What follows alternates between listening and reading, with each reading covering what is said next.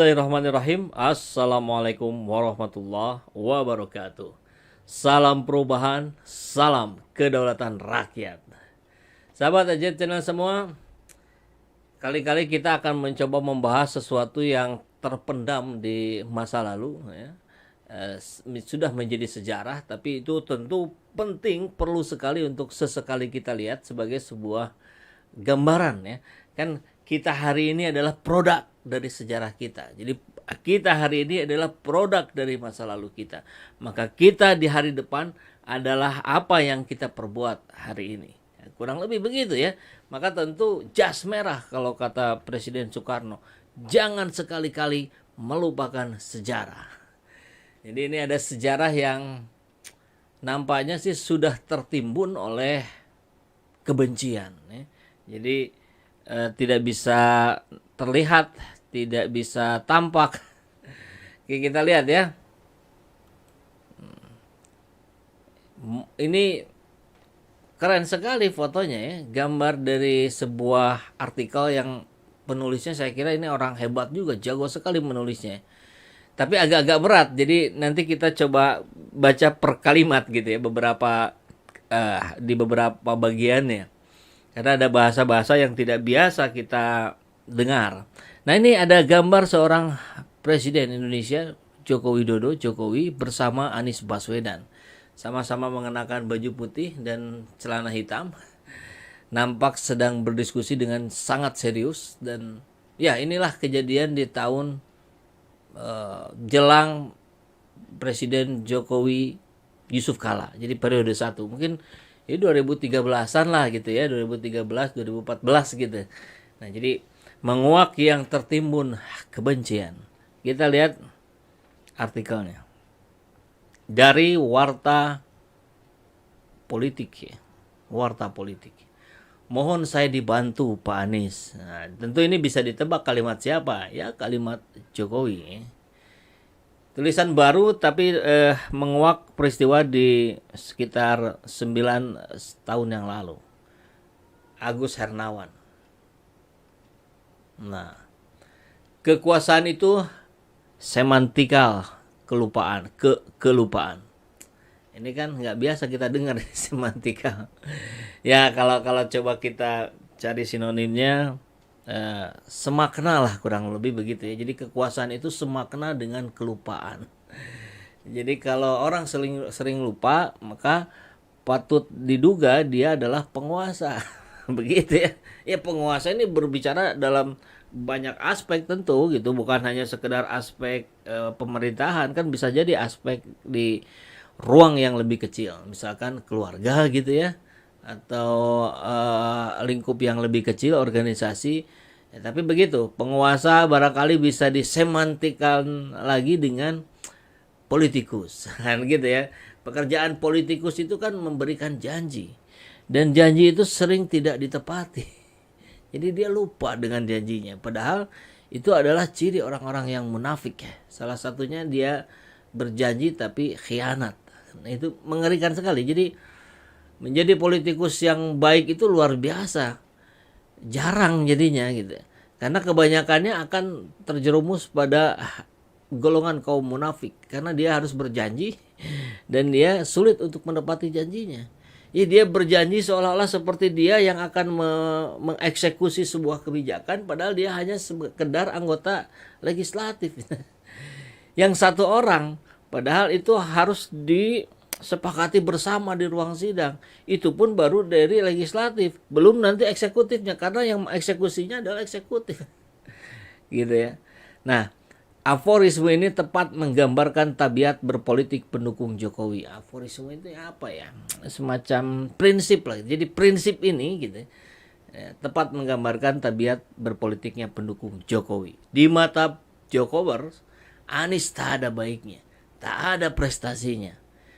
Mantan Gubernur DKI Jakarta itu dinilai hanya cakap tata kata, tapi tak bisa kerja. Mereka lupa, Anies yang cakap bertata kata itu justru jadi daya ungkit elektabilitas Jokowi di 2014. Mari mundur ke Pilpres 2014. Kala itu Prabowo adalah sosok ideal untuk seorang presiden. datang dari kasta satria, cerdas, orator, plus berduit. Pengusaha besar dia ya. Satu lagi, Prabowo good looking di mata emak-emak. Pesona personal ini didukung kekuatan politik. Mayoritas partai politik berhimpun dalam koalisi merah putih mendukung Prabowo. Prabowo sama siapa tempo hari ya? Lupa saya. Berhimpun dalam jalan menuju istana seperti tinggal selenggang. Tapi mengapa justru Jokowi yang sampai ke istana? Jokowi hebat? Tidak juga. Keunggulan Jokowi ada pada kontradiksinya. Jadi kalau kemarin kita dengar juga ada judul video dari siapa ya, Rocky Gerung ya, Jokowi the man of contradiction. Ya memang itu keunggulannya barangkali. Prabowo seperti Achilles dalam mitologi Yunani. Putra Peleus dan Peritetis ini memiliki tubuh dewata kecuali pada tumitnya. Prabowo memiliki Achilles heel itu, satu kelemahan yang bersumber dari masa lalu. Prabowo pernah menjadi bagian dari keluarga Soeharto. Ini melekat sebagai identitas. Ini tokoh yang disebut tadi kalau nggak salah, tokoh yang jadi ini ya, pasukannya kuda Troya kalau nggak salah ya. Ini memang penulisnya luar biasa nih. Kita harus mencermatinya pelan-pelan. Tapi kurang lebih begitu ya.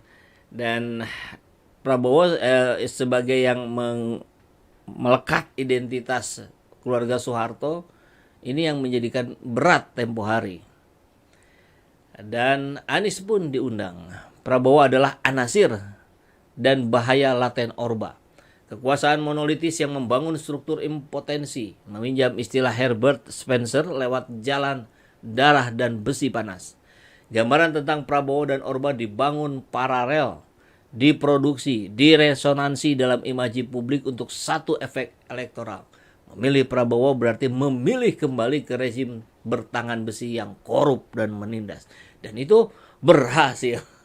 Apalagi euforianya tempo hari kan masih euforia reformasi. Musuh bersamanya adalah cendana. Sehingga itu yang dijadikan sebuah strategi yang terus-menerus dijadikan sebagai post-truth-nya mereka. Kurang lebih begitu. Kemudian Prabowo dan Jokowi diorkestra dalam kontradiksi. Prabowo yang elit dan patrisian, Jokowi yang wong deso dan plebeyan. Prabowo yang orba didukung Golkar, Jokowi sebagai anak kandung reformasi, sebagai partai yang lahir di era pasca reformasi. PDIP, Nasdem, PKB, dan Hanura. PDIP memang lahir di eranya reformasi ya. Karena kalau sebelum reformasi namanya PDI.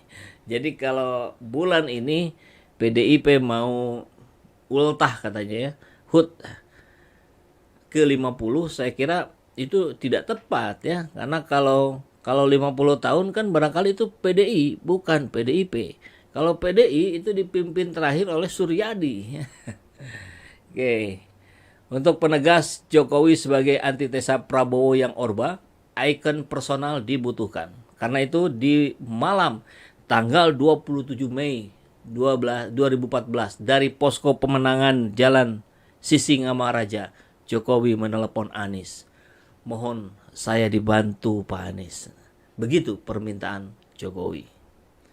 Saya mengiyakan undangan tersebut sebagai sebuah ikhtiar turun tangan, ikut mendorong orang baik mengelola pemerintahan. Ujar Anies kepada awak media menjelaskan alasannya menerima ajakan Pak Jokowi. Anies pun ditunjuk jadi juru bicara tim pemenangan Jokowi JK. Jadi siapa yang berkontribusi besar terhadap pemenangan Jokowi JK? Ya Anies Baswedan. Tapi kita melihat hari ini seperti yang bertolak belakang. Padahal sih sebetulnya tidak dan mestinya tidak gitu.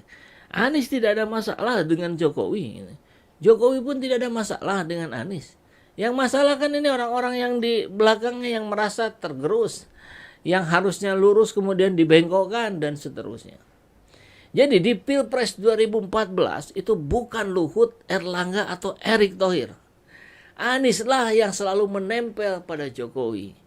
Dukungan Anies kian menajamkan kontradiksi yang memberi keuntungan elektoral kepada Jokowi. Keduanya mewakili pikiran dan rasa generasi pasca Orde Baru.